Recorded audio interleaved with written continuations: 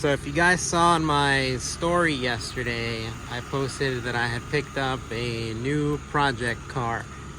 Now, some of you actually guessed correctly, and those of you that didn't, well, here it is.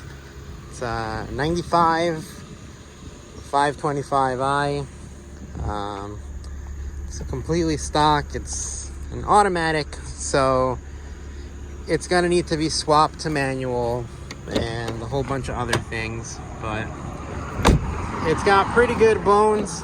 It's pretty straight, but yeah, we'll see where this thing goes. Show you guys under the hood. So like I said, it's fully stock. So this is 2.5 inline 6 M50, really solid motor. The engine sounds great. So in typical, 30-year-old car fashion, it does have its, good amount of leaks. The oil pan is completely covered in grime and dirt. So my goal for right now is to try and basically comb through the car, go through fluids, oil, coolant, maybe the brake fluid, basically repair any minor leaks that it may have. I did drive it today for about 30 miles after I got a tag for it, and it drives pretty well. I mean, it's extremely slow, of course. The automatic doesn't help.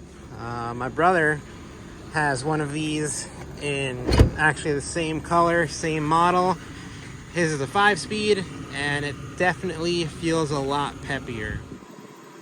You guys can see the interior.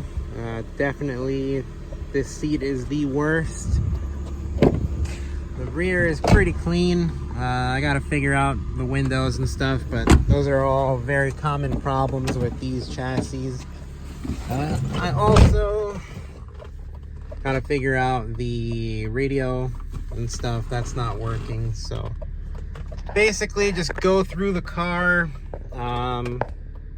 make it a pretty solid, just, I guess you could say, daily, before I start doing any mods to it, and we'll go from there.